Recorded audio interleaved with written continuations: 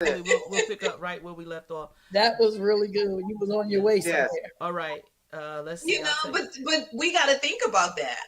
Yes. And Tarolyn said it right. We show other women how to treat us, and then the men are looking at how we treat each other, Each Come other. on. and that's not even going into the other races watching how we treat each other. Right. Hmm. That's so And it true. goes down to Billie Holiday's song, Oh, "Strange Fruit." I Strange fruit. The way we treat one another, it goes all the way back to the root, where Yes. fathers were ripped away from the families and homes, and there was always moms, so they always expect a black female to be strong, to be there, to edit everything, and to keep pushing. I don't. Sometimes I see fathers who are absent. They come into a kid's life and they're the best thing since sliced bread, and you're like, wait a minute, Right. wait a minute. I was up all night with you, but no matter what you say, they're there. And then if you notice, I'm going to say something not politically correct. Thank you for this broadcast.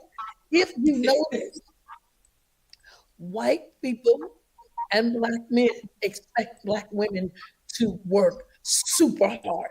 Why am I saying that? Is because I've learned that if you ask a black man, whether you're married or he's the father of your children, to go with you to the doctor, I can't go with you to the doctor. I'm working. But if a white woman asks, he's taking the day off, and they She got ain't to even go. gotta ask.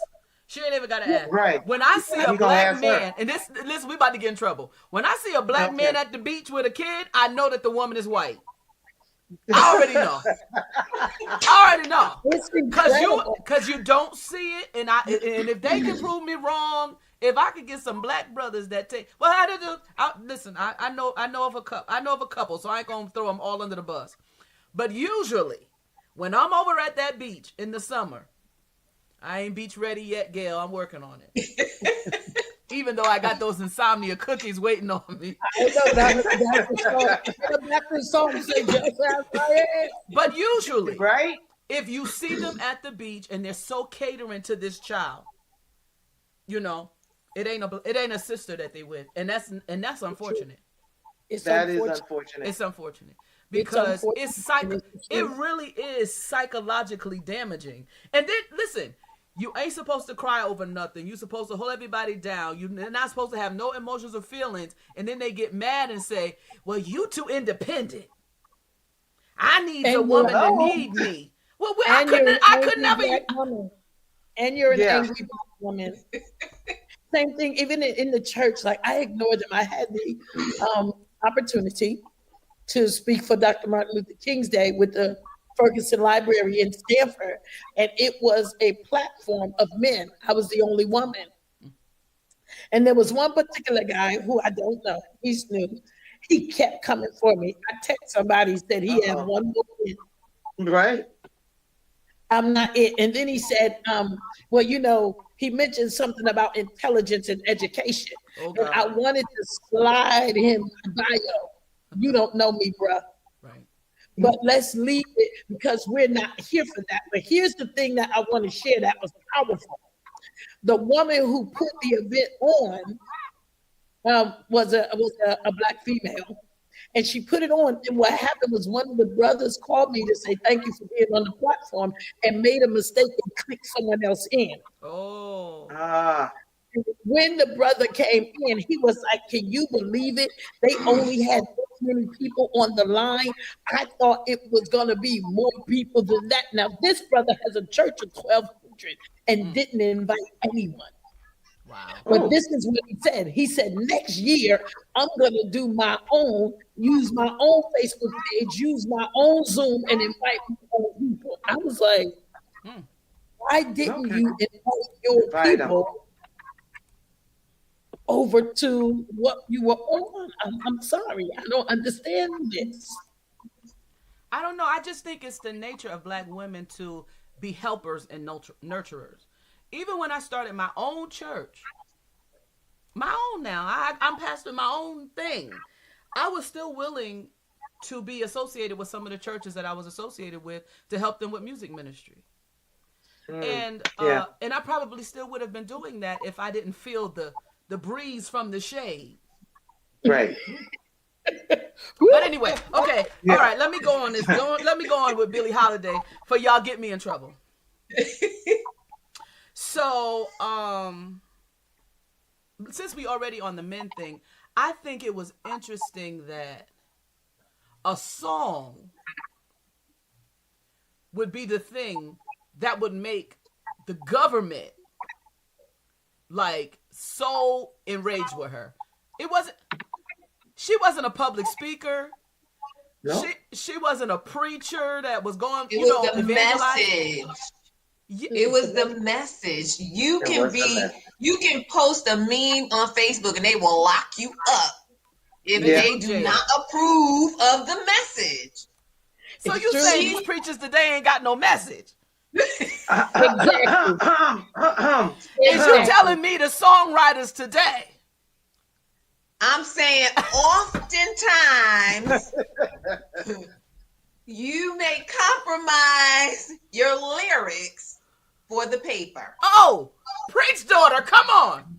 Hey, I'm just saying. That's true. I'm just saying. Yes. What I want to know is what happened to the guy that she refused to do that. She did it for a period. She did do it for a period.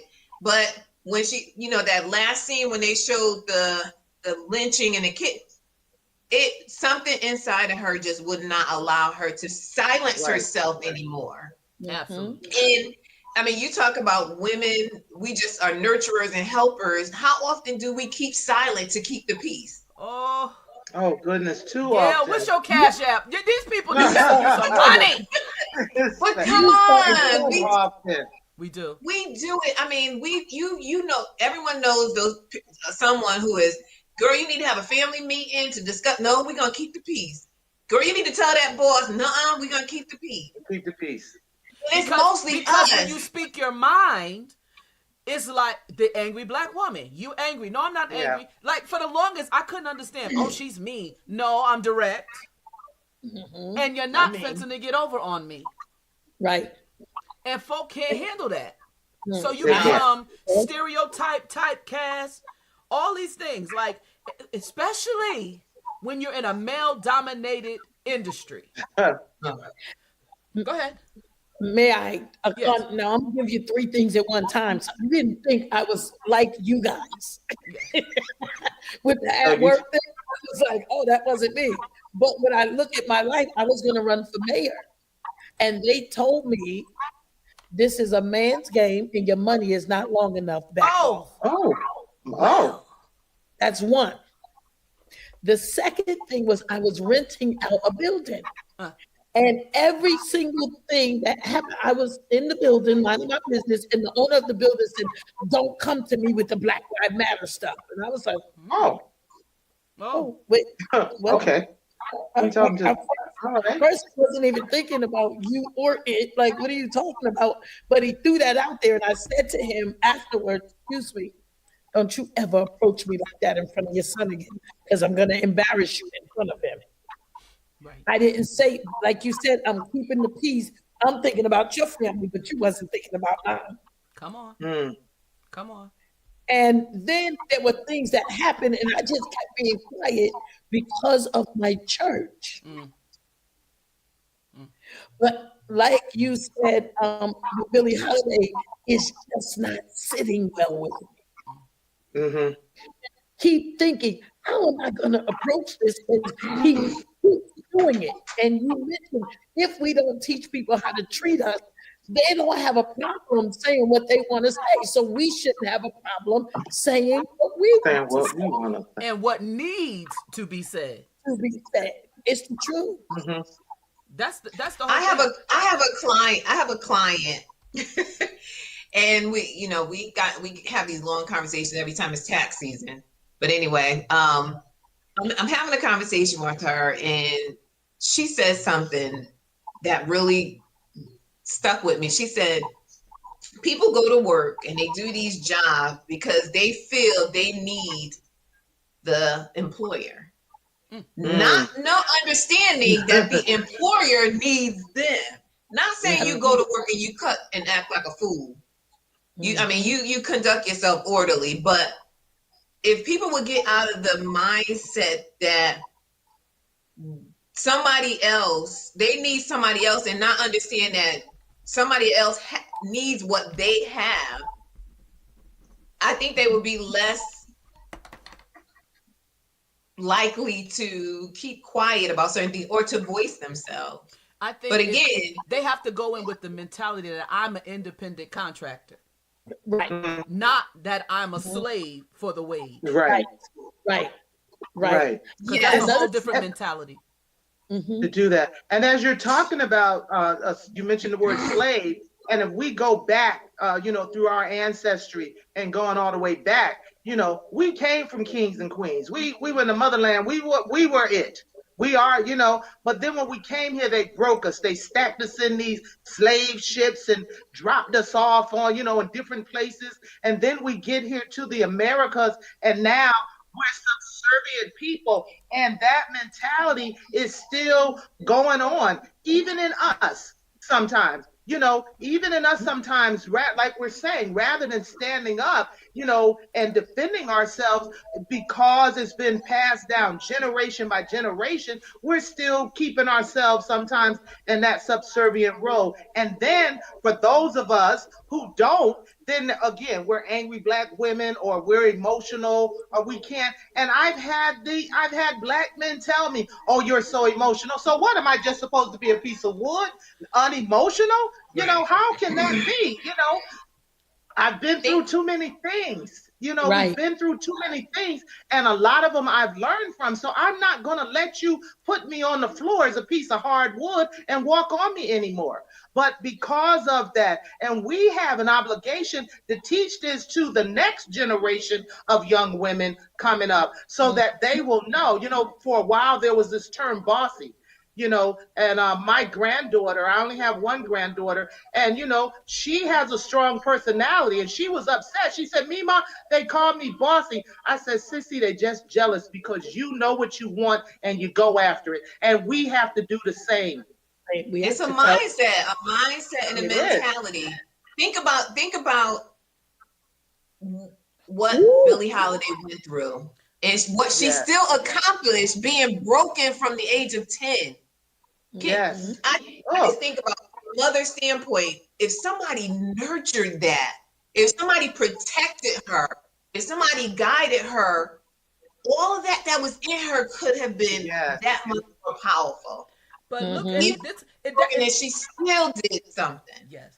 And here's the thing, because we're talking about the business aspect of it. And even when she was somebody, right, she still couldn't get on the elevator. That the symbolism in the fact that she couldn't get on the elevator to go up. I said, "This will preach."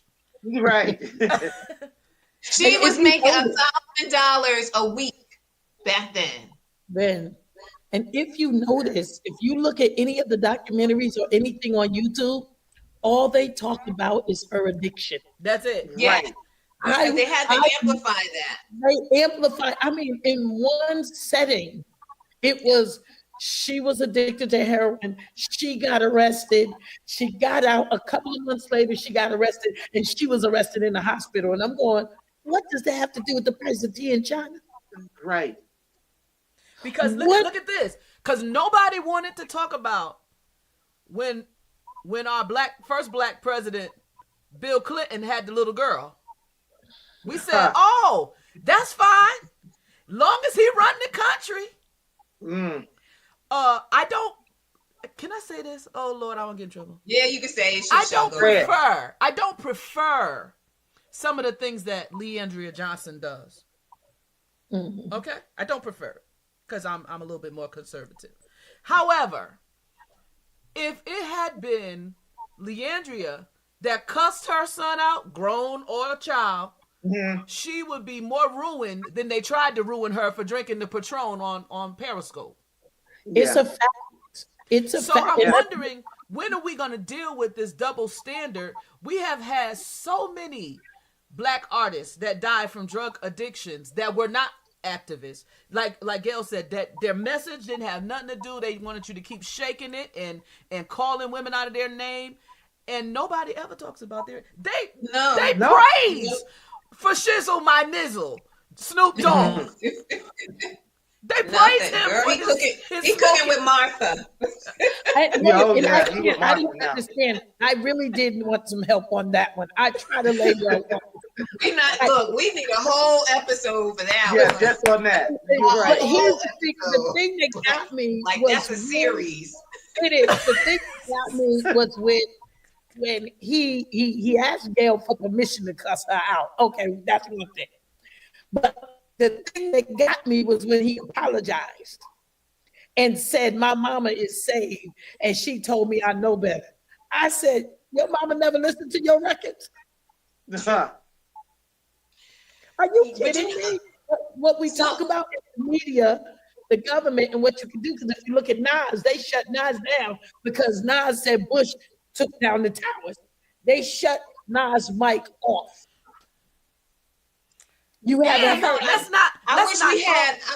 Go ahead. I wish we had a community of women that were like her hairdresser, the one that wore the patch. Yeah. And there was that scene where she said people don't understand her and people need to help her. And she talked about, not that I'm condoning them helping to feed her addiction, but understand where the addiction came from is before condoning someone. I think, but we never do. We never. I'm sorry. The thing that made Jimmy Fletcher,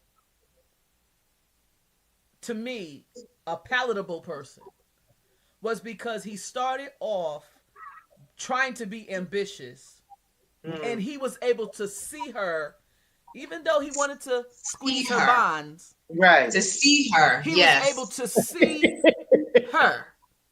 And when he said to them, like, y'all really need to be helping her. Like, he really became her advocate in a way. Yeah. I think his role was like, in the beginning I couldn't stand him, but by the end I was like, I understand, Jimmy. Yeah. I understand. And if black women could get people to see them, not what you think I am, not my exterior, not my mouth, because our mouth be reckless sometimes. But most of the time, we ain't telling no lies. Even when we cussing out the man we love, we ain't telling no lies. No. It's true. Oh, it's but true. And if you truly see the person, you'll see where that's coming from. That's what the bottom And it line. wouldn't phase you. It comes from we're harder on one another than we are on anyone else.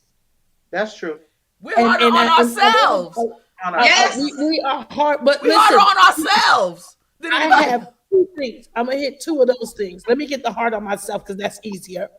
I'm normally cool. I happened, a white man opened the door for me one day, and I said, "Wow, chivalry is still right." He said, "Wrong word."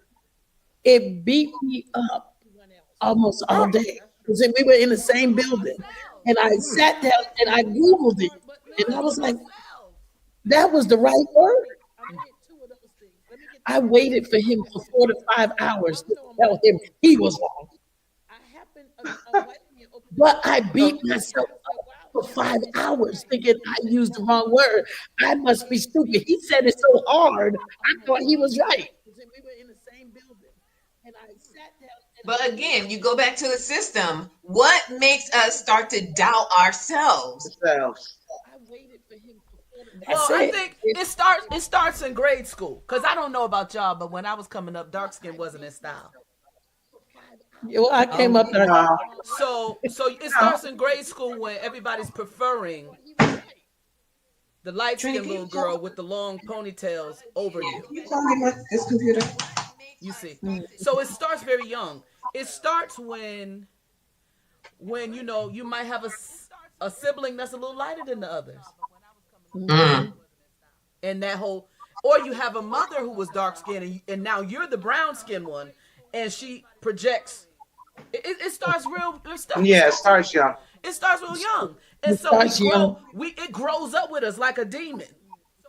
So by the time you're grown, it's a part of the fabric of who you are, and it takes a lot of detoxing from those ideas and being intentional with therapists and friends that say that's dumb and let's work out, But how many people are emotionally intelligent enough and they'll have a bunch of their own stuff to really have a friend that's speaking to them like that? Yeah, we can do it with each other. It's the call versus the condition. Somebody else might be weak, and another one is strong. We need each other. We need We one need another. each other. We really do to help. We look at now. That was another thing. The social media, the stuff that goes on when it comes to blacks, they blast all the time. They don't show all the stuff that white people do. Case in point, I was watching something on the news came up, and I was ordering some food, and they had the news, and the lady said, "Well, we're going to interview people who are in during the pandemic. Everyone they interview was white." Mm-hmm. As if we don't exist. Right. You mean to Yeah, and if you watch the videos that first came out, there was this one girl they interviewed, and they asked her, about the stimulus check that was coming, the very first one. And she was like, I need it because my daughter is turning 1 and I want to have her birthday party. What? I know you was like, they couldn't find nobody else to talk to. Nobody else. A whole line of people out there. That's the one person you gravitate towards. Really? Yeah. Okay. You know what I thought? What else I thought was great. They made it. They wanted to show her brilliance as a musician, and so when they was trying to round her up, did you hear them say, "Is Louis there?" They were looking for Louis Armstrong and some other prominent musicians, and I was like, was it that their message wasn't as strong? They weren't inciting thought in people. But then you saw white people stand up and say strange fruit. So I was like, are they trying to get her killed? What's going on? I think that she was speaking for a lot of people that wanted to keep quiet. Mm-hmm. True. Mm-hmm. So I think this needs to be said, but I'm gonna stay over here and be safe while you say it. A whole bunch of Nicodemus. Yeah. But it was something because Billie Holiday also said, I only sing something about my life or my friends or of importance. Right. Yeah. Right. Other than that, I'm not interested. And she sometimes talks about what goes on she wanted them to know that she cares about what goes on in the culture. But it's the same. It's the same thing with black women in the church when you talked about religion. We preach what God give us. We don't try to be politically correct. Right. Thus, you end up with. And if God speak to you real good, you ain't worried about Greek or Hebrew or nothing. I'm worried about what He said. What He said. And I'm not worried about if it's going to get Facebook likes in order for me to get to the next convention. That's the situation. You got to be worried about all the people that it might offend, and not the one person you need to reach that might be trying to commit suicide tonight. Not that person. Right. Which brings me to this question, ladies. When we talk about this now, Tarolyn said that I have a travel business. 87% of my clients are white. Of course. And yet I see my black friends and black people and black pastors and black this and that at the airport waving. They will pay Expedia, Travelocity, and Orbit. Can I say that? And they're all owned by the same man. He don't make enough money. He owns a radio. We don't think about. Don't even get me started on the circulation of our money. That's Tarolyn. That's another series. Let me just say that. Okay. Oh yeah, I heard you. So please make sure you put your travel information out there because I do have 2 upcoming trips. Usually I try to do them myself, but I can use you because I do try to help my brothers and sisters out, and my sisters more so. If I can help somebody, I'm going to help them because I'm going to spend the money anyway. I thank you so much. And here's the beauty, though. I try to get all churches to open their own travel business. You got Holy Convocation, Conference, Women's Day, couples, this. Open your own travel agency and let the church go through you. I don't get it. Let me But tell they you, still they be like, because I gotta research. you had that conversation with me, and I tried it. I went to my church. I said, let's do this, and it's for me. I was like, I'm not going to initiate it if they're not going to support it. Right. And that Right. was my issue. Even though I was willing to Yeah. initiate it, they wasn't willing to support it. But that was the fun part that I'm telling you, because if you was a man, Oh, of course. Oh yeah, Listen, I've had let me they would tell have you just jumped and in something. and it's said it. If I was a man, Yeah. I wouldn't have to worry about a whole lot of stuff. Right. I've been in meetings where you got whole grown men with wives and children catering to another young man. That's the preacher or the pastor. Versus as a woman, I was talking to a friend yesterday. She came from North Carolina. She preached again yesterday, and she checked in at the Cheesecake Factory. And I said, I know you ain't there. I know you and my friends ain't up there without me. And she said, I came here to pick up my food, but I was so tired I just sat here and ate. And I said to my mother, this is what I'm saying. If that had been a man, there would have been another grown man that would have went and got his food Got his and food. brought it back to him. And he would have been able to relax. He would have already been in his pajamas. They would have brought that food to him. Yep. I was like, as women, we got to do the ministry. We got to do the wifery. We got to do everything. And then you still want me to be pleasant. You want me to hear what God say. You want me to pray for you. You want me to prophesy to you. And I'm like, well, I mean, I'm only one person here. But this is Amen. our expectation. This is our expectation. To do that. There was a line in the movie, and it says, and I'm just going to paraphrase with us. We look like $1,000,000, but we feel like nothing. Because like you said, we got to do everything.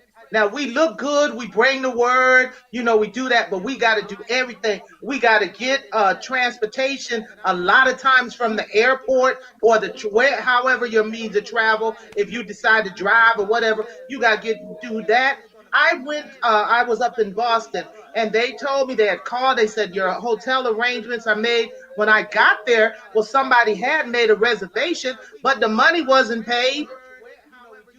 So, I know that, I can't come from strong Black women. You don't leave home without no money in your purse. So I had to take my own card. But you can best believe that when someone came to pick me up on Sunday, when everybody could see them picking me up and bringing me to the church, I had to let them know, here is the receipt for my hotel room. Listen. But if it was I know for other Black men, when that's coming, they've got this all planned out months ahead.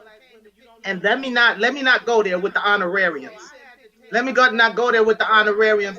I don't know, but I know for a fact that some men get paid double what women get paid. Every time. So we look like $1,000,000, but we got to start being $1,000,000. We cannot allow the men, the government, the church government, the church body, anybody to take us from our rightful spots, because we are the queens. As the sister was saying, we are queens, and we got to stand up, and we got to check them. I know we don't want to, but we gotta check them. I stopped going on trips with churches a long time ago to play, because I'm like, you get there and there's no accommodations. No accommodation. And then they don't pay. And I'm like, you mean to tell me I'm gonna spend my money to come play for you and you're not taking care of me? Like, what's my point here? Right. And you're not gonna take care of me, I'm gonna take care of me. Which means, you know what I did, Pastor Gerrie? I began to stay home.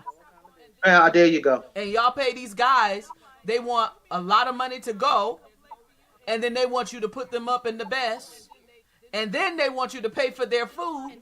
Hello. And sometimes pay for the people who traveling with them, who ain't got nothing to do with nothing. Entourage. But let's go back to the accounting real quick, because money is funny when it comes to our culture and color and people, and we assume that white people have it. And they could be in more of a mess than you can ever imagine, house in foreclosure, and we swear they got it going on. But yet is her name put up? But when the accountant talks to us, no, we don't want to hear her. We don't want her to know our money. We don't want her to tell us. And I tell you, Tarolyn, change the subject. Get off of that, right? Get off of it. Get off of it. Cut the mic, cut the music. Stop it right there. Somebody silence her mic. Wait, you got control of my mic. Don't you cut my mic off. I'm telling the truth. Don't you cut my mic off. I'm telling the truth. Tell you, so I did the calculations. I could retire from my job if every family member was my client. Okay. Amen. Amen. It's the truth. Here she go.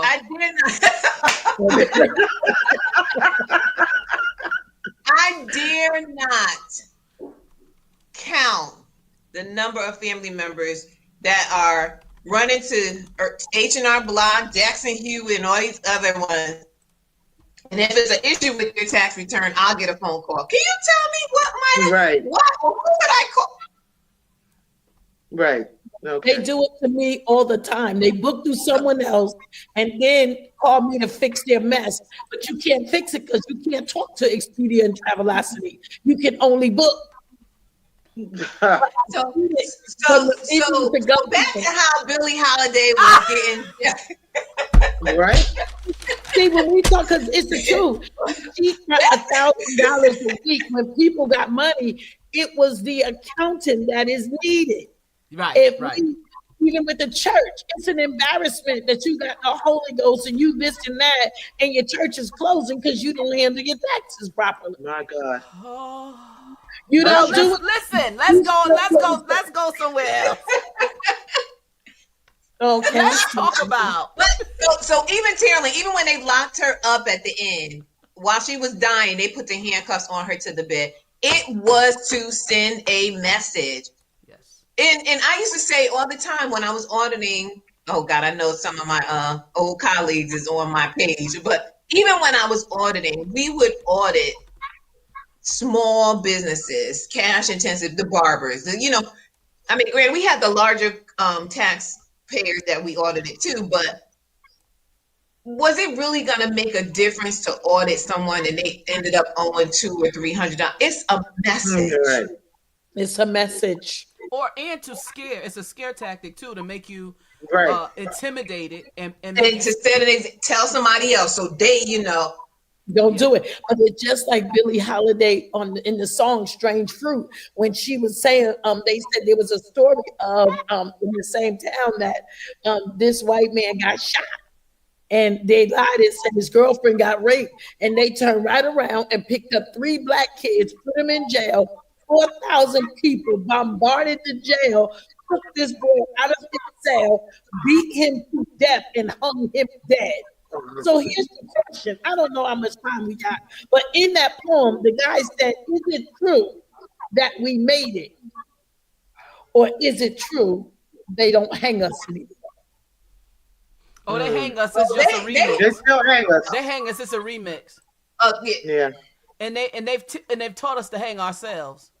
Yeah, because not only the accountant again, Gail, okay, I got it this time.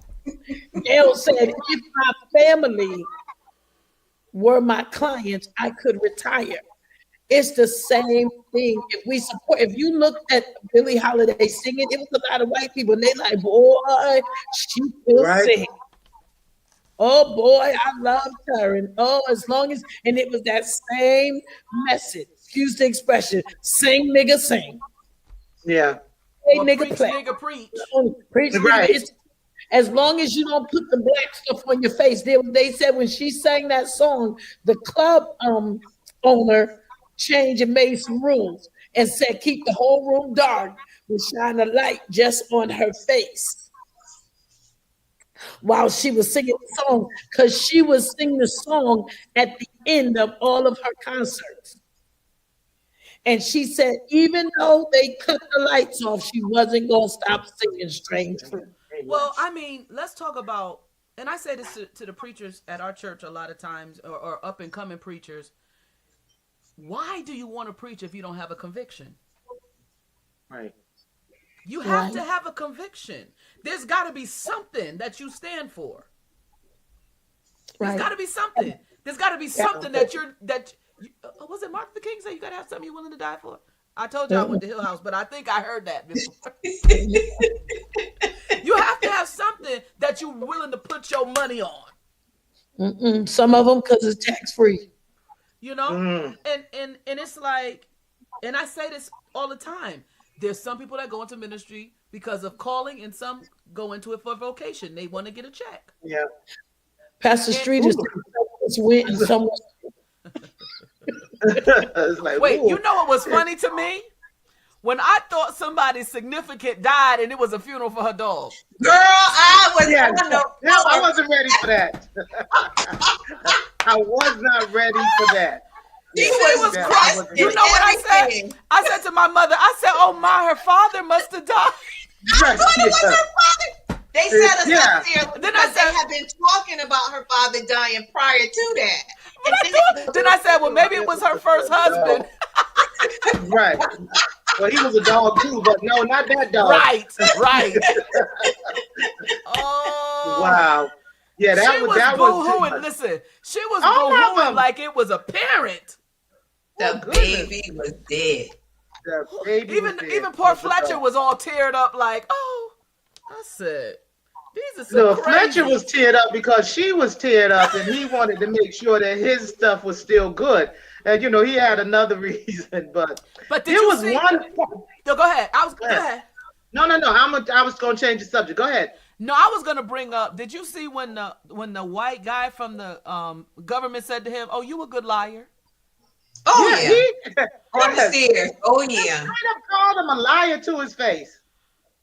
He But kind I of was. think that was.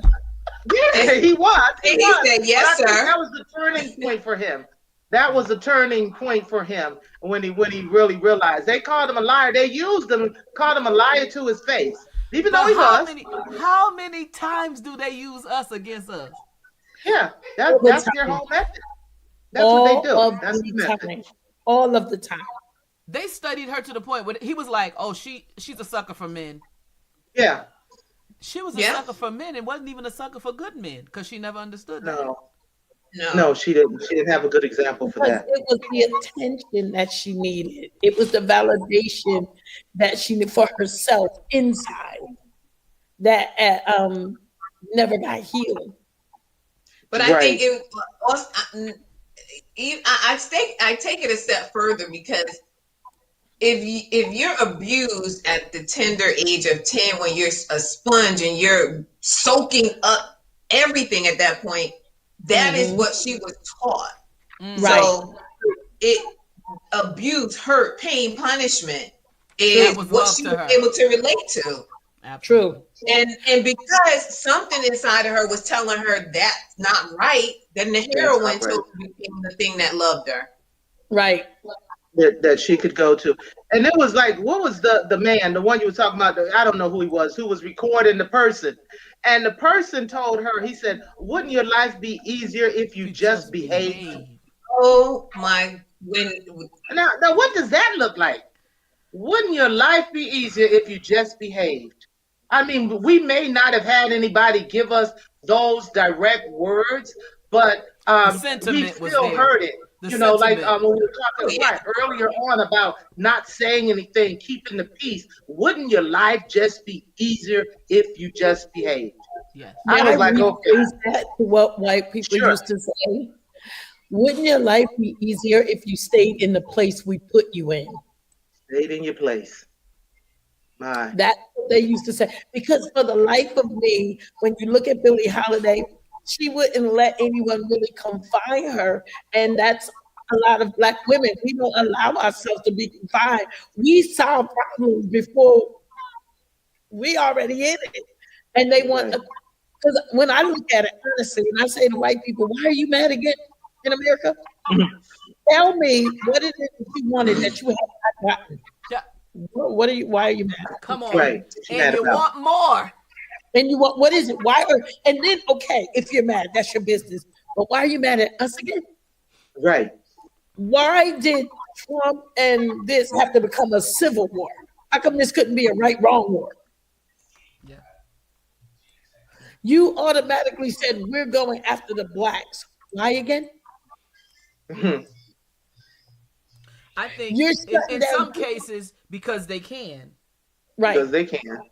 They can shut everything down. We're not going to do. Oh, Lord. Oh, wait. I'll tell you why. Here we go. I wrote this down because I had to rewind this one. because he said drugs and niggers are a contamination to our great nation. Oh, that's why we making it great again. Right. That's what he said in the movie. And what we don't realize too is things like that settle in people. If you don't have the right mindset, like I would never let my young grandson listen to that because that's a seed. Why do you think? Why do you think they allow them to play that man sitting on George Floyd's neck over and over and over and over and over? Because they wanted to send a message.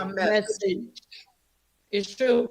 They want to send it back. They could have censored that thing and shut it off so that it could have been not just Billie Holiday, but even today they said blacks, you can sing about getting shot and having sex and sperm in somebody's mouth and this and that and killing and this and that. In the black songs, they don't sing that. They don't. It's very, very slim that you hear something degrading, ridiculous, and vulgar.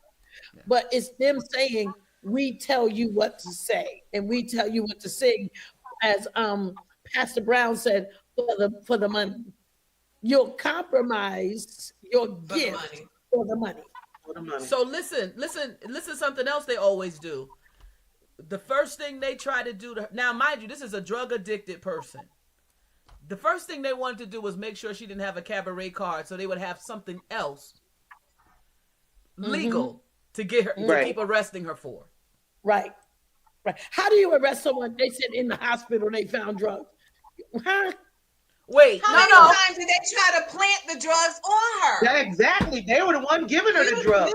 You don't know where she's getting the drugs, but you want to make her or everybody else think that you're trying to figure out where the drugs are coming from. Right. But yet somehow you keep ending up with enough to plant on her to get her some time. Well, every man she had seemed like they worked for the government. Right. So the government was the supplier. So really, the man that they were using to pull her down, they could have also been put in jail if they got caught in the right situation. Right. And they had to use a black man. They had to use a black man, which brings it to... Because that's black women's greatest kryptonite. Right. Let's deal with the other. Now they have the marijuana. They have the marijuana. Gail like, hallelujah to God. They have the marijuana plants now. They have one in California. Watch this. You can buy you a square to grow marijuana if you have a license. White people have a license. If they hire you to transfer it and bring it somewhere else and you get stopped by the cops, it's a felony. Black people. We won't take a stand to say with integrity, there's some stuff I'm just not going to do.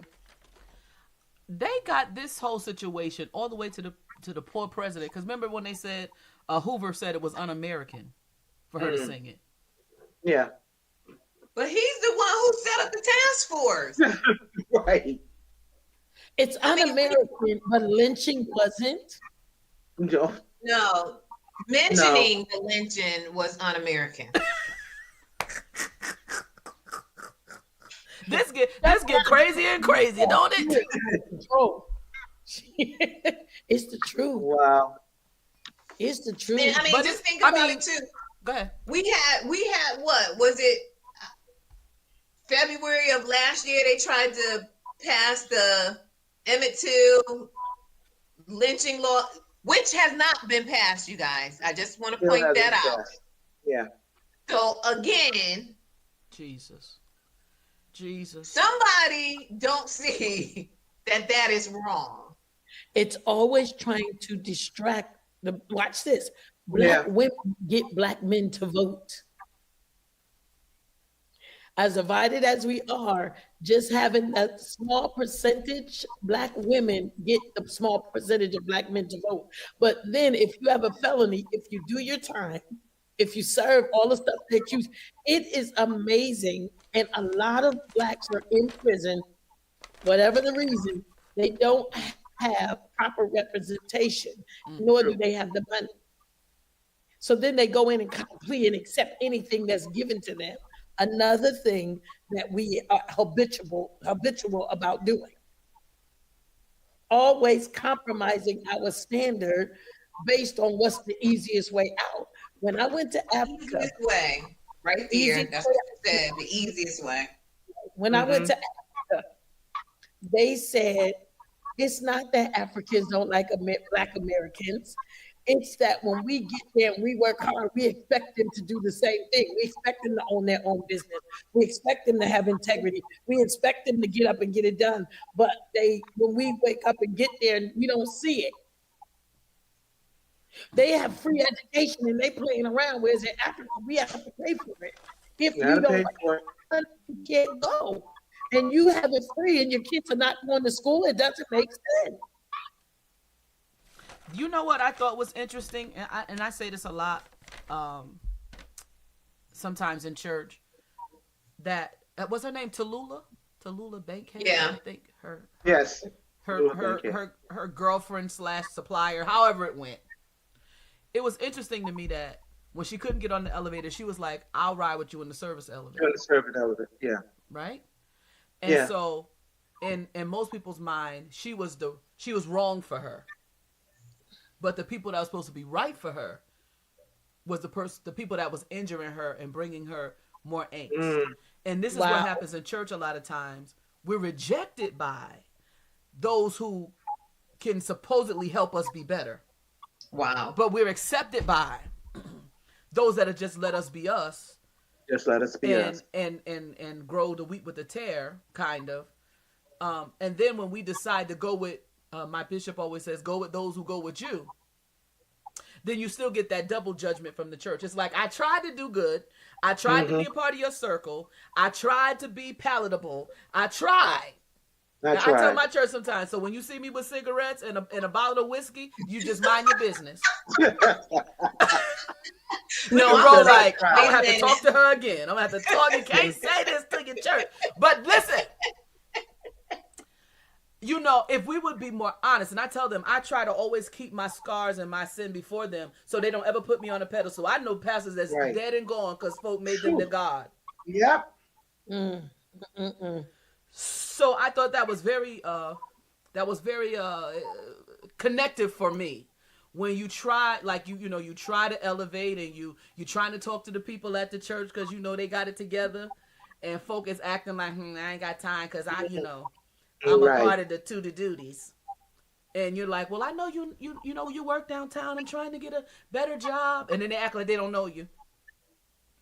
And then when you say, bunk this, I mean, one of my good friends, he's like, Tare, I could say, bunk this job and go shack up with some girl with a lot of kids and she'll take care of me. Oh my, it's true though. It's true though. Sad, but it's true. I posted a meme a couple weeks ago where Cat Williams, his crazy self, he said he don't have no job, ain't paid child support for none of his kids, but you want to date him because he cute. You some kind of stupid. Yeah, I agree. But that's half the women out there. Yeah, it is. Wait, now this is something I want to ask you women that's interesting. There was a particular person that I met a long time ago. She was doing something for New York, for Jamaica. And I went to support the golf event and it was pretty cool. And I said, I want to come to your office and sit and talk to you. I have a couple of questions. I want to get involved in da-da-da-da. She pushed me off like you wouldn't believe. Not a problem. It is what it is. She said, I'm very busy. But then I realized busyness, she picked up a lot of other new people. Go with me, watch this. And then she became somebody of influence in New York for Jamaica. Okay, cool. Now watch this. In the political arena that I'm in Connecticut, one of the guys said to me, oh, you're going to Jamaica? I want to connect you with my frat brother, and he's white. He called him. The guy sent a text message and said, tell Rolita James I have her covered. I'm telling you that. And he said, okay, I own Blue Mountain. We're going to do this and this and this and this and this and this and that. Why couldn't my sister let me in? Because it's not the norm. I left, I quit my job in 2015, and I started my own accounting practice. I started joining all these different networking groups to try and develop clientele, trying to connect with people in the industry. And I went to this meeting one night, this networking meeting, and I got to talking to another tax accountant, and she was also an attorney. And we're talking and talking, talking. And I said, well, this is what I do because this is the stuff that I audited when I was working for the IRS. This is what I look for. So I said, let's get together for lunch and I'll bring my computer with you and show you what I do. She was like, you would do that? And I'm like, why wouldn't I?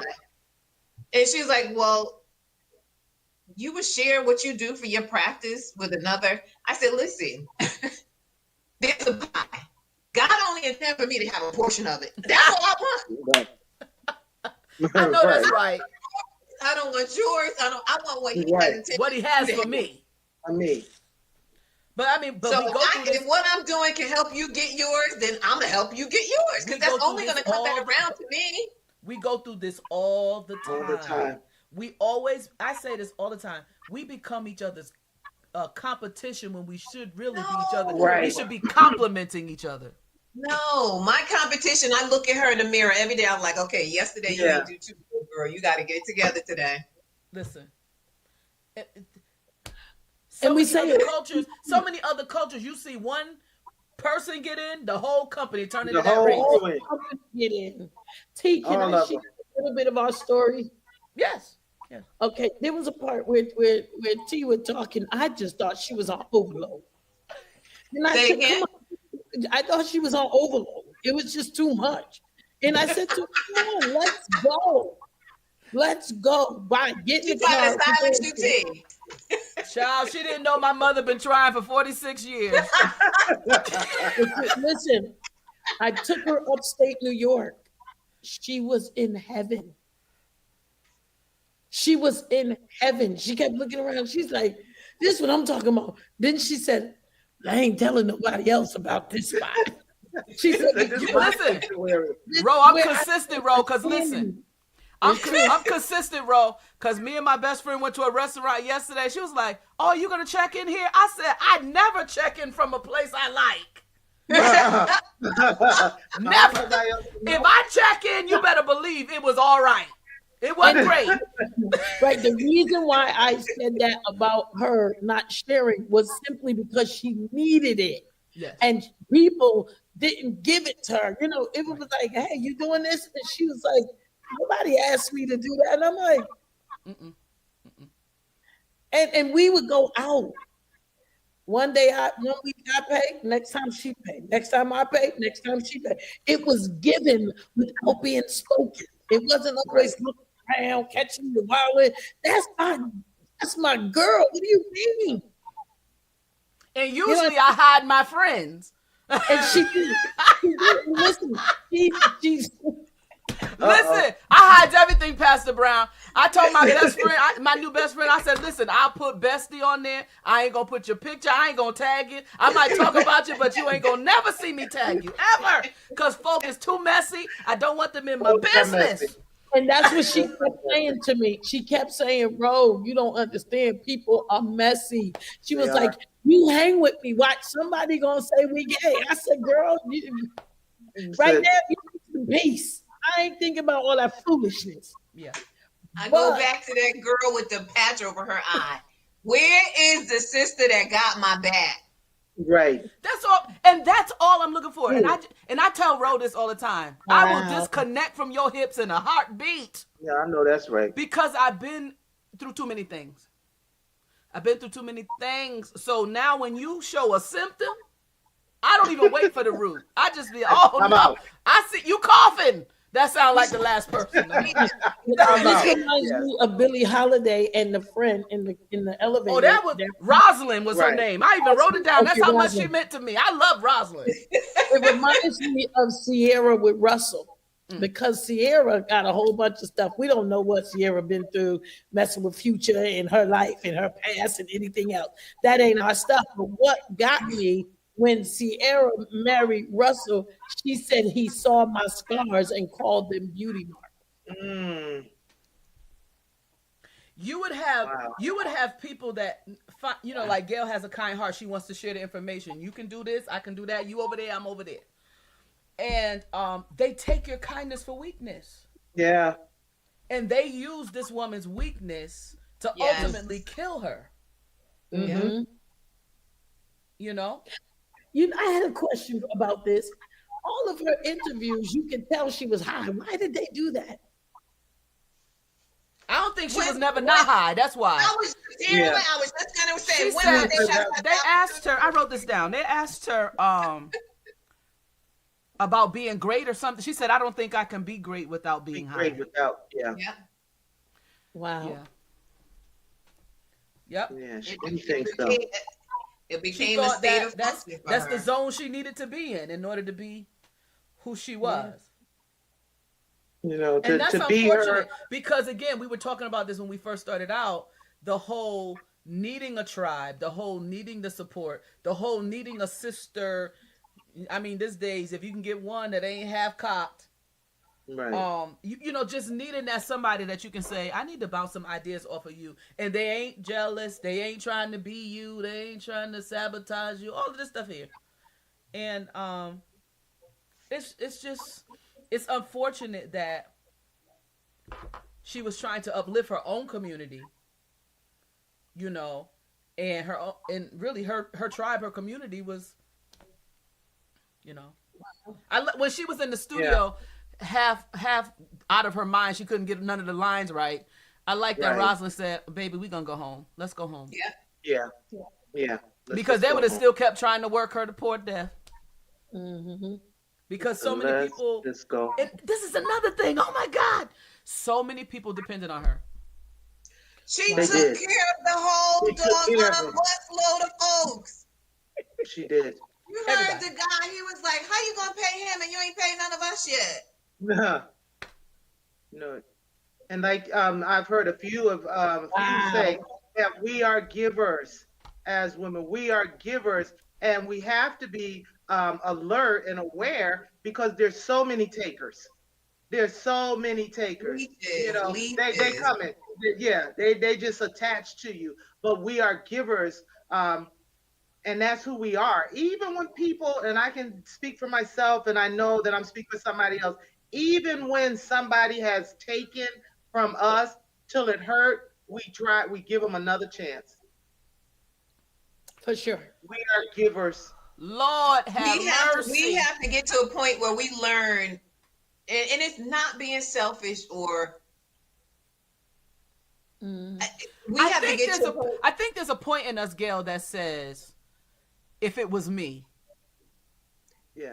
I would want someone to come to my aid. I tell my church all the time, I come get y'all from the jail, from the boo-boo house. If I go nuts, come get me. Come get me. And that's we never give up hope. We never give up hope that one of these things that one we time do, that one is, if I do one, it's gonna work. Yeah, that one time. I don't ever want to be in a position where I say I woulda, shoulda, coulda. Right. And there is a saying though that says one black mother can take care of 10 kids, but 10 kids can't take care of one black mother. That's a word right there. Yeah. Wow. That's a word. Sure. That's a word. So when you say you go to prison, you go to boo-boo house and all that, and take care of an entire church, take care of an entire accounting business, take care of entire trial. But when something happened to you, girl, listen, I know this is an amen from y'all tonight right here.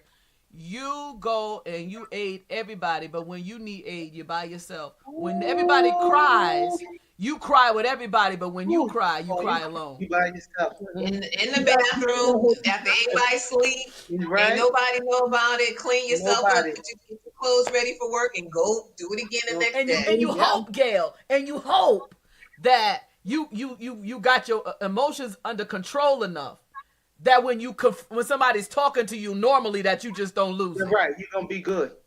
That's that one thing don't make it snap. That's our fault, though. Even if you look at Billie Holiday, at what point did she break and go, I can't do this no more? I don't think she did. I had the papers on her bed ready for her to sign papers and she's crying. Yes, and listen, we do it all the time as Black women. We never saw our mother break down. We never saw her say, I don't have the money to buy the washing machine. Never. I know I didn't. No, Never. So when we no, ask, where did we get it from? That's where we got it from. Watch this. Black women are taught to survive, not live. we are. That's good. We are. Ooh. Amen. I'm gonna have to write that on my board over here. Yeah, me too. Live. Get my, Because get my what is stuff it? together You here. better Taught not to cry. survive. You better go I to better this. get my marker and write that on the board. The kids. You gotta do this. Your baby teething. You up all night and you going to work. You're not calling out. You feeding everybody. You might have $3 worth of chicken or something. You gonna mash it up and make a soup so everybody can eat and be full. Everybody You can know eat. how to Didn't she survive, demonstrate but that in you the movie forgot to too? live. She demonstrated that in the movie. They bandaged her up because she Yep. said, I need to make money. Yep. Yep. You see that we do it all the time. And So you we know don't- what, Pastor Ro? And here we go, right? We grew up like this. And mama and them make rice and salt pork to feed a Yeah. family, pork and beans and rice. And we got these Yes. bougie Negroes now. Don't. I don't want that. Right. I don't want that. I don't eat beans. I don't eat So rice. You would have died in my house. We do it still as they babies, though. We do that foolishness as babies. When we get them peas and they spit it out, our parents used to. My son did this to me the other day. Give it to him anyway. My son did this to me the other day. We was laughing. He said, Mom, remember you used to do this? Right. You gonna eat this. I'm going to eat every bit of it. We want to eat every bit of it. Today, we be like, oh, they don't like peas, so I'm going to give them the applesauce. Something Right. sweet. You get them some pears because they like just fruit in the oatmeal instead of you going to eat what I put on this table. Right. Right. That's true. Or don't eat. You know what we didn't talk about, ladies? We didn't talk about her mother. Mm. And There's a good reason why we didn't talk about her. Yeah. I want to Yeah. jump through the screen when that woman said, "It's time for you to take care of You to yourself." go. She a baby. What she gonna do? I've seen A it. little You bit should know to of keep your man happy. We were 18. I I've had a seen it. hot breakfast. My mother, no, you don't let your family walk out the door. 10? 10. And you gonna tell somebody 10 you need to make your man happy? What man? Make your man happy. Listen, Make your man here's happy. a saying. Here's a saying. From 0 to 18, I'm your manager. From 18 till you die, I'm your advisor.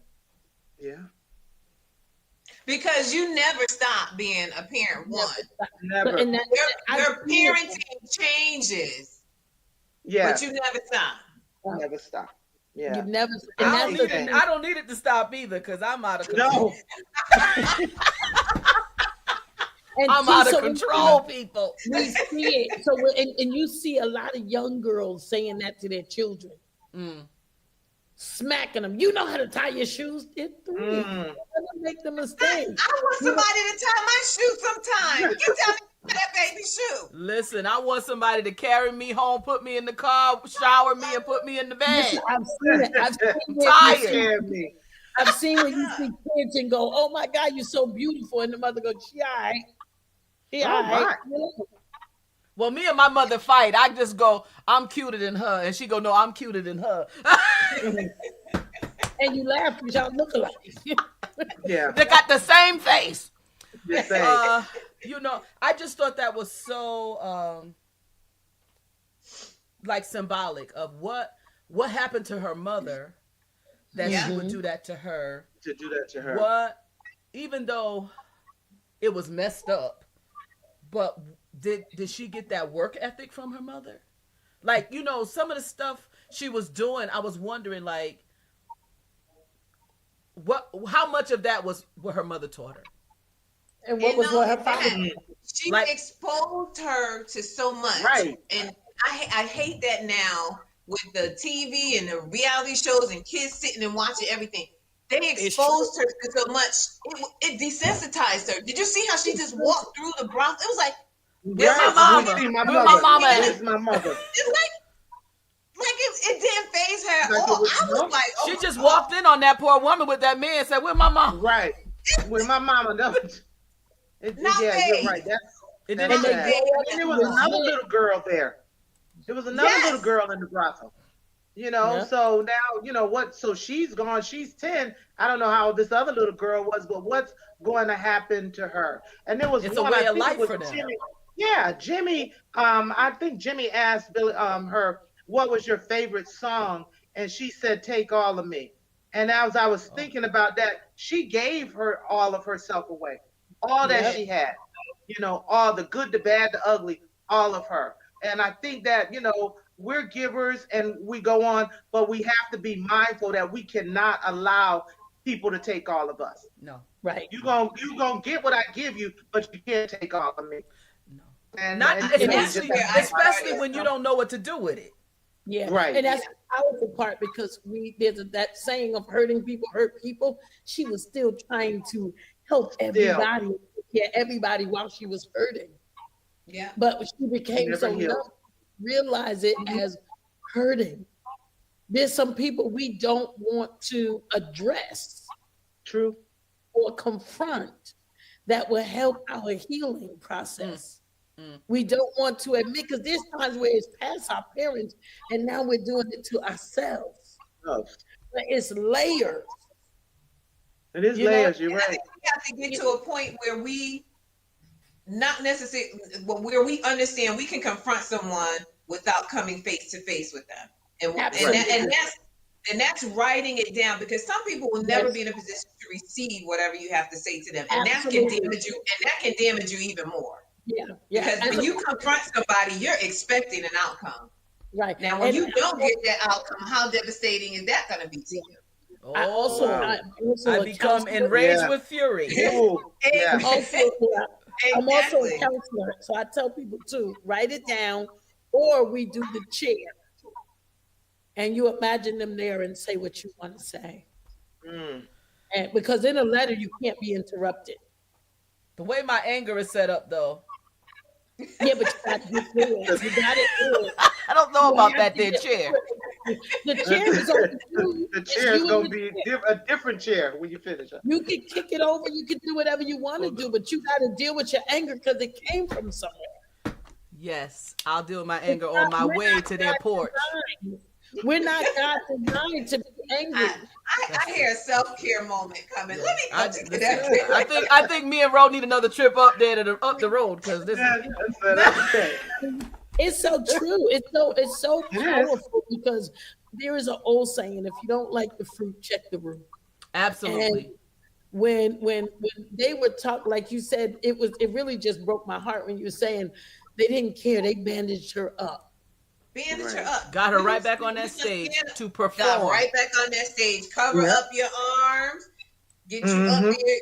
That way you can't walk you to the door because we all getting paid tonight. Yes. And that We're was gonna also because we're gonna cover up your Right. personal Your issue with the scars. gloves, and then we're gonna wrap your ribs up because you just got beat up. Mm-hmm. So they were helping prop her up so that she can keep performing. And we do this in church. Yeah. yeah. We don't care how broken, how messed up. For a minute, we had preachers that preached sermons and walked home and shot their heads off My God. all across our country. We saw it in the paper. Yeah. They Yes, preached a full sermon, probably led somebody to Christ, and boom. That's why it is important to have a circle of 5. You need people where you're not the smartest one in the room. Absolutely. Oh, of You course. need people that you can confide in and talk to. You need people that you could go out with and deal with your stuff. Being Yes. a counselor, remember also Black people didn't go to counselors. That was taboo. They didn't go talk to people. They didn't go to therapy, and white people didn't allow us to. They told us to get back in the. Your husband just saw his wife get drugged in a room with a white man. You hear her screaming, and your son is looking You up can't at do you. nothing. Nothing, Mm-hmm. and you grow up living with that. So it's amazing. We all have something that we grew up living with that we need to unlearn and we need to deal with and know that it's okay to deal with it. Okay. If we know is a complete sentence, Yes. and we feel like we owe people an explanation when we don't agree. My God. Let's look So at how do we this. get this mindset shift? Say it The again. mindset How do we shift. get the mindset shift? Because Okay. The mindset gets to shift when we can have one-on-one, when we're not influenced by outsiders. That's when you can really hear your inner self. You understand? Because sometimes when the other people are around and they have their opinion, our mind keep going, You get a little bit of this, understand a little bit of that. No, I need you by yourself. Because there's something greater. Now you ask the God part. When God created us, He gave us everything we needed in the garden. He gave us everything we needed inside of us to be great. He blew Himself into us. So, of course, we're great.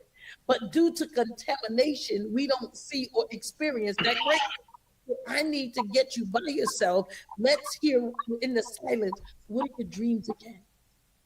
When we hear the dreams again, that's when we begin to magnify the change of the mindset, because now we need to put that in rotation. If you look at the media and the way they play records, if you notice, they used to play Beyonce record like every 30 seconds on somebody's station, play every 3 minutes. You remember any commercial that you hated because they kept playing it, it? But we don't do that with our thoughts. We don't do it with our purpose. We don't do it to change. It's that simple. It's not complicated. It's that simple. I remember Eminem. I'm the Slim Shady, yes, I'm the Slim Shady with the real Slim Shady.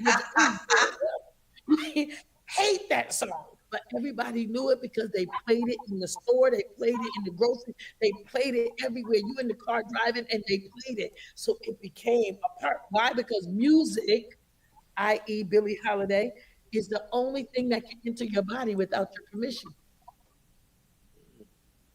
Well, music is a universal language also.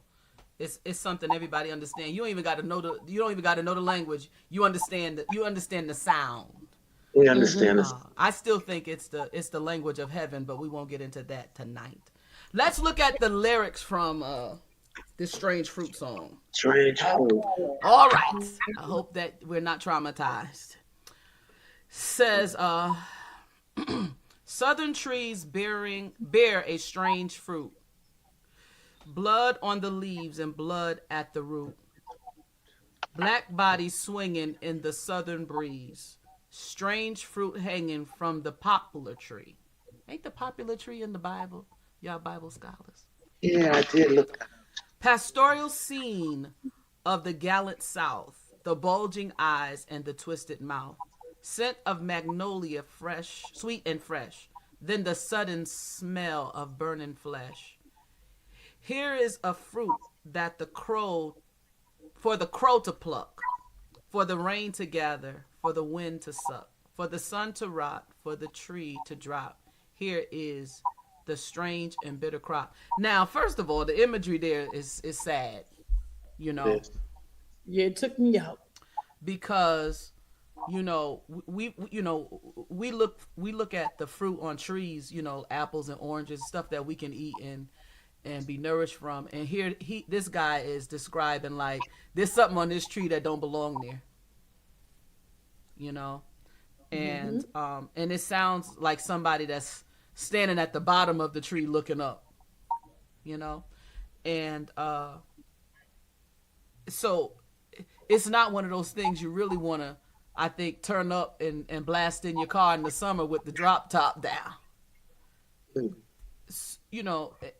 And so, the imagery alone, even when I was watching the movie, I was like, why would white folks want to hear it? Is it like a reverse sort of sick psychotics? Like you want to hear about a lynching? Like, I don't know. for black people, I would guess it would, to me, for black people, it would be hard, like a double-edged sword. Like, I don't really want to hear this. These are my people they're talking about. Right. And then for white people, I'm like, if it's not raising their awareness, it might be some weird way that they kind of are enjoying those lyrics. I don't know. They also said lynching was for recreation. Well, I mean, as a businessman, you're losing money. You're killing your chattel, right? Yeah. Your property. But that's what we rather slave one than make all the other ones leave. That's why in slavery, they used to cut the head off and put it on the stump. Say, if anybody else leaves, this is what's going to happen to you. Control, for sure. It's the song. I was in Charleston, South Carolina, and I walked through this place, and I don't know what happened to me. I just got so angry. I was angry, furious, and when she kept going, Pastor, what's wrong? I'm like, there's something going on around here. I don't know what it is, but my spirit is not right. What is this place? It was the place where they sold slaves. Oh, wow. The atmosphere, the aura, the spirit is still there, and they made it a flea market and gave it to blacks, and blacks could not pay the taxes. Now whites own it, and it's this one black lady in there making grass baskets or something, and everybody. I said, "What? Wait, what?" Yeah. So when you talk about the song, that's not cool at all. It's not cool at all. And all these big houses right there. It's called the Strip. All these big houses that former slaves built when they became free. And the government, here we go again, kept raising the taxes till they could no longer afford them. Now white people have them as huge mansions that black people have built. And it's right on the water where the big slave ships used to come in. Watch out, New Hallville. Watch out, New Hallville. Watch out. Because there's a whole bunch of people over here that don't look like me. Is this powerful? This is something. And that's right there in Charleston. It's a spirit. It is something else. But when you look at it, you don't know the history of it. It looked like these are beautiful houses, mansions on the water.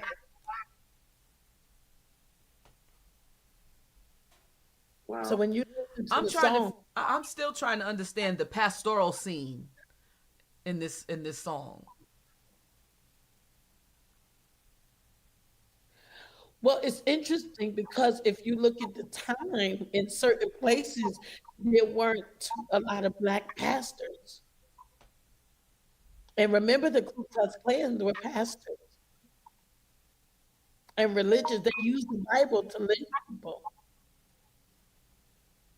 And even during slavery time and during that time, the pastors, if you will, the black people that they allowed to be pastors, they had slave Bibles, and they had torn out lots of pages. They were just keeping the ones, to honor your master, and those kind of things. They had slave Bibles. I know there was one on display at Yale a few years back where it was the slave Bible, where they'd taken out all the stuff that, and whom the son sets free is free indeed, was nowhere to be in there because they didn't want us to know. They scratched that part out of the word.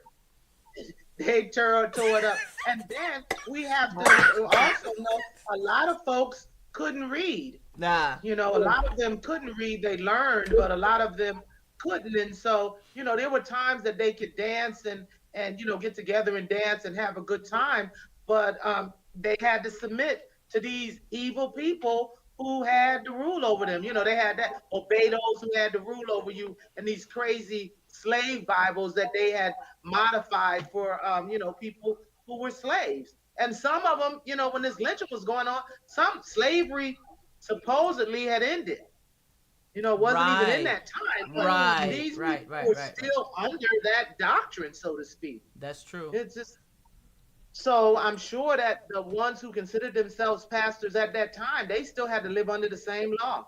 Same law. Yeah. Well, what was the movie they just did? Black Bottom? No, Professor Gates just did the two-day series of the Black Church. The Black Church, okay. And he was talking about how the white slave master would sit on the side of the pulpit So you got the black preacher preaching towards the pulpit, and the white slave master sitting there looking at, like he wanted a ministerial staff. Yeah. Right. Gun on his back. It's the same thing again. Let's go back to Charleston, South Carolina. There's a church called St. James, which was one of the first churches in Charleston, South Carolina. The white people used to sit in the bottom, and the black people used to sit at the top. And they had to go out the church another way and mingle with the blacks, but yet they were in church hearing about a God that is liberating. Are you kidding me? But now let's get to the point of Billie Holiday singing this song. She wasn't the writer of the song. Right. But they crucified her for singing it. Again, I'm going to say what needs to be said. I have what needs to be said, but I'm going to sit back here and let you say it.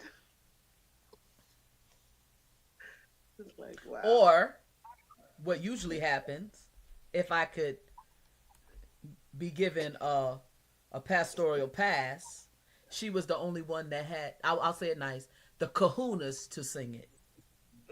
Because she wasn't the only one that had the platform, because clearly they was looking for, what's the dude's name? Louis Armstrong was one of the biggest of the time. Yeah. And some others that, we could name, because they said, why can't you be like this one and that one? Yeah. So like Pastor Kimber would say, they wanted her to be a sketch and fetch. Yeah. Wow. And even Billie, in the end, when she was in the bed, and no, she was not in the hospital yet. Her and Jimmy were laying on the bed, and she was singing the song with Sister Rosetta Thorpe. She said, "I should have been a gospel singer." And even though we might not call "Strange Fruit" a gospel song, she was a gospel singer. There you go. Gospel. She was, giving them the good news and giving them the message. Yep, but she knew there was more in her than was allowed to come out. And we can see a lot of people in our communities, in our churches, that there's a lot more in them that is being allowed to come out. We're suppressing things and holding things in, and it's just so much more to us. But a lot of people want to take a shortcut. There's no elevator. I don't know. This is a question to raise, because to piggyback off what you just said, there's so much people have to offer in churches. And now the size of the membership is way smaller than it was. So we had even more before. But I wonder sometimes, do we typecast and pigeonhole in church because we teach a gospel that makes people think if they don't preach, play an instrument, sing, they don't have a place. So everybody that comes to church is looking to raise themselves to that place, and they don't realize that there's many other skill sets you can use. These are just the ones that are prominent here. But gifting and anointing doesn't, just because you're not in church hubba and shouting about it, don't mean it's not an anointing. And it's every anointing is not for in the house. Some anointings are for outside of the house. Right. I just spoke on a women's leadership panel for the intelligence community last week, and the theme of the panel was lead from where you are. We have a habit of telling people, speaking from the church, they have to be perfect, sinless. Count me out. In order to do this, do that. Here go my Baptist finger. I'll be back. So you have people who that are convicted and have come to terms with who they are and how they are and want to be a better person. And they're not told, if you don't flip the script overnight, you ain't right. So where is the hope for that person? So why would you expect me to stay in the church, because we talked about the size is dwindling, if you're not going to make room for me? I'm getting more acceptance outside. I said it already. Yeah. Well, see, is where I have it. Well, you know my church, but this is where I have the problem because 2 Timothy 2:15 says, "Study to show yourself approved." So it doesn't matter what people try to put on you. If you study, you can rightly divide that there's more to it. If you are we have to get people to that mindset. People aren't. Okay. So okay. I understand what both of you are saying, but I think Gail is saying more of what I'm saying, right? So I was just dumb because I should have left the church a long time ago and pursued something else. Where? But when you're saying that I'm a musician or a singer, but I don't sing like that. I don't sing like I belong in the choir. I sing like Billie Holiday, or I have a more jazzy thing going on with me. Where do I fit in? And when I come to rehearsal, y'all laugh at me because I scat. See, I don't know with those kind of people because I sung because I was happy, not because I could. Even so, it's like if you're gonna come to any organization, you want to fit in. People join churches based on, most of the time where they fit, by whatever clique they came in with, who invited them. You see what I'm saying? So if I come to a church that isn't woman preacher friendly, how long do I stay? Or do I stay forever and take the abuse like most people do, and then they scream church hurt after, the truth come out about their leader that they was a selfish somebody anyway. But like you said before, there are people who went through that still won't come to me, your and Pastor Brown church, and we're women. They still won't come. So as Gail was, who's Gail? Which one? Gail is up top. That's on you. I'll put the names back. The accountant lady, and she said before that we have to get out of the mindset. Because after you've been hurt and you still want God, but you still won't go to a woman's church. You still won't go where you have the liberty to do and somebody pull out the greatness of who you are. No, because they avoid me, they lie to me, they make excuses. Because every time they come, Pastor Brown, let me tell you, they come and they tell me, oh, my last pastor, they wouldn't let me. Oh, they wouldn't let me. And I go, really? What wouldn't they let you do? All right, then let's start it today. You gonna do it. And before the week is out, they done got a big fat F. And I say, I see why your pastor didn't let you. Because you're inconsistent, you devil. True. Now we see it ain't the pastor and it ain't church hurt. You just wanted attention. And now I ain't letting you waste 20 years of my time because I ain't got that kind of patience. It's true. Now, see, I would use Gail in my separate, and I'm just being honest. I'd be like, oh, you're an elder? Go see Gail. Let's make sure you're in order. Let's go by the book. Well, you might not want to do that because Gail got some stuff going on too now. It don't matter, right? But enough people have bent it up and put my makeup on. And put you on stage, honey. I know that's right. The beauty is the call versus the condition. We all got something. You understand? I Claire, I'm one of the baddest preachers around, but I'll smack you good. Uh-oh. Lord, that's my truth. I think that might be all of us. Pastor Brown was in the service, so she might got a little something for you. We all got something different. I like my little something. I try to behave, though. I try to behave. See, I tried. Me too. I've been tried in the fire. I didn't come through with pure gold, though. I had some people. But at the end of the day, Gail, you have something that the kingdom needs. And it's not just a conversation. We need to be in order with the way this system and the government is coming down. Like there's people who don't even know to change their 501c3 to a 508c1a. They don't understand that something's getting ready to go down. They don't understand it. They're not listening. But all they thinking is if I preach the gospel or if I teach these people to trust God. You know, I teach people, the Bible said let business be a man. Handle your business. Handle your business. I think that sometimes building self-esteem is a lot easier than we're making it seem.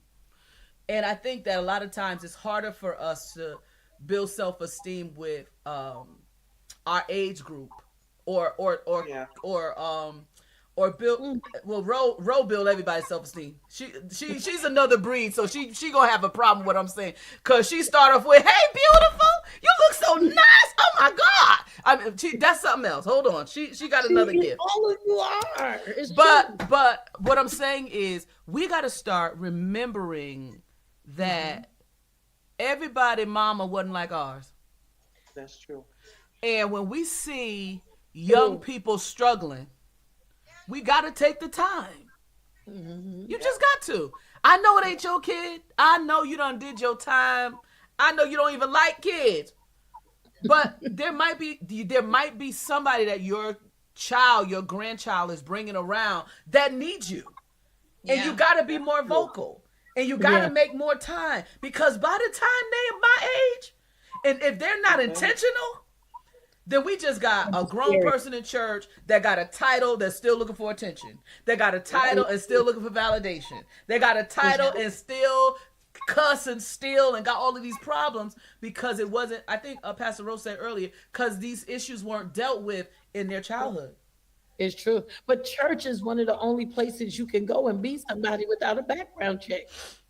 I mean, it's the only place that you should be able to, in a certain way, because now we made church so professional. Everybody got to be a professional, right. And ain't nobody anointed. And that's a whole nother problem. That's horrible. That's a whole nother day. That's true. People don't even know what anointing is. It's true. I'm like, if y'all sing one more slow song and tell me to worship when you ain't even tapped in yet, I'm annoyed. True. I'm with what you. What are we shouting for when we still broke? It's true. But Pastor Brown, you have no joy if you have no finance. Right. That's true. Oh, glory. I'm getting upset. Go ahead. Well, ladies, I have enjoyed you guys. You got to go, Gail? I get up at 4:45. We're getting off here anyway. It's 10 o'clock. This is almost past our time. We're gonna wrap this up. Great. Final words. Go ahead, Gail. Go you first, because you got to go.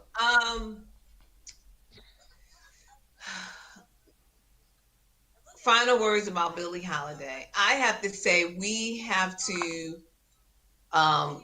surround ourselves with the right people that are not only going to have a need, but also have the ability to feed. Come on! Amen.